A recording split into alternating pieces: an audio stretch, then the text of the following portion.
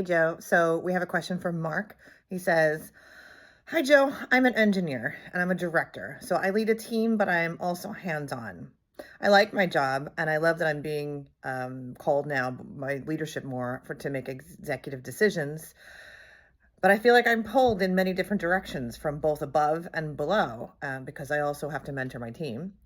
I have no time to do things in my own personal life that I want to do, and my family is always upset with me. I assume he's working nights and weekends.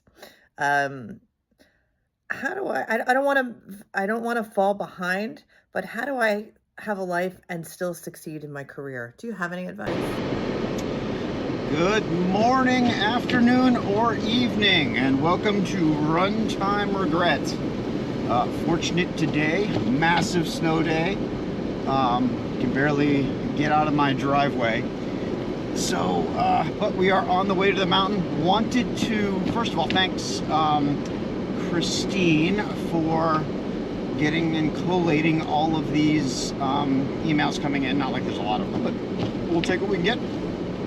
And I would like to answer the question for Mark. So Mark, thanks so much for writing. Brief synopsis is you've got a job, you're in computer science, or I assume you're in computer science, you've got this degree, you've been working for a while, you now have a family, wife, kids, all these other things, and work seems never ending. And let's talk about this in the age of AI. So the funniest thing is this: it's like we're in the age of AI, and we're told, we've been promised. And I studied artificial intelligence in college, late '80s and early '90s, and the promise was always, the whole. We've all watched WALL-E, where when artificial intelligence comes in and the robots are doing all our work for us, we're gonna have to work less. And it seems like right now we're every single year we're working harder and harder and harder, no matter the technology advancements that come our way. So why is that? And look, I don't want to go on some kind of political tirade or anything that like that, but at the end of the day, the system that we live in, we live in a monetary system, a fiat currency, whatever, it's fractional reserve currency, but the system that we live in, work, family, trying to keep up, it's actually kind of engineered to keep you on the treadmill. There's a concept of things like inflation and stuff like that makes your money over time, work less. But let's not go down that rabbit hole. That's a completely other rabbit hole, and I'm sure that there's somebody in a bunker that's happy to talk to you about that. Not that I wouldn't love the discussion, but not here. Here's the challenge. A lot of your jobs, your life, all that stuff is meant on getting to another plateau that you believe is going to get you what you want,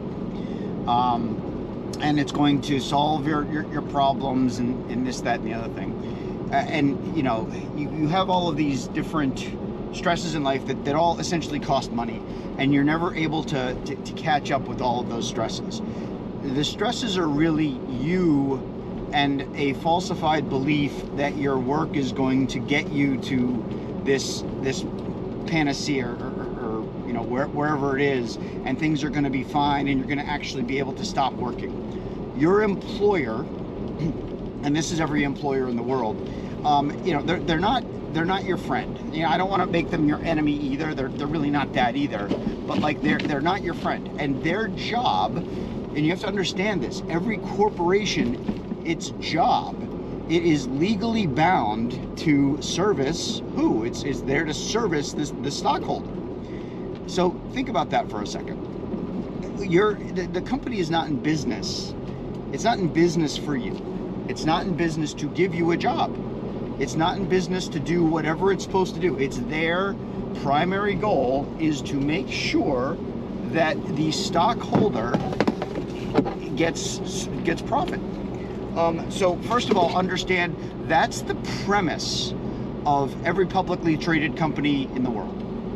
Once you understand that that's the premise, you will stop looking at your job as someplace that you can fulfill, that you can get fulfilled. It's not there to fulfill you. It is there to pay to pay shareholders.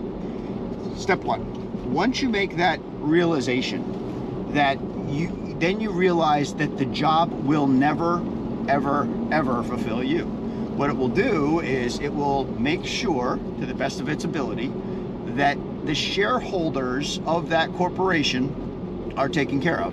So what can you do? You can become a shareholder of the corporation, which, if you work for a company and you do a good job and you believe in the product, you should probably be a shareholder in some way, shape, or form anyway. But number two, you will stop looking at your job and your occupation for any form of relief from the treadmill that you're on, because you're not going to find it there. It's not there for you. So I would seriously start to understand that your happiness, your work-life balance, all of the things that you talk about, satisfaction, you have to find something that is actually looking out and designed for those things. The only thing that's going to ever do that is you. This is, I feel like I'm having much more of a philosophical conversation than I am a work conversation. But it's very important to understand the constructs of work, the constructs of company, corporate design, corporate obligation, and none of those are to the employee. They're there to treat you fairly. There's laws in place that protect us. But at the end of the day, the company exists for the shareholder. So you'll never get to where you're looking for through work. And look, I've been very, very lucky in my career. I've had 7-figure jobs in my lifetime at different times, and it doesn't matter like what level you achieve and what you've been involved in. You're gonna get to a point where you're like, oh, I want something different, or I want this or that. And if you make a lot of money, you're going to end up wanting freedom. And if you have your freedom, chances are you're either fortunate enough to not have to send emails to me, or you're probably working 60, 70, 80 hours a week and largely dissatisfied. And you're probably at both.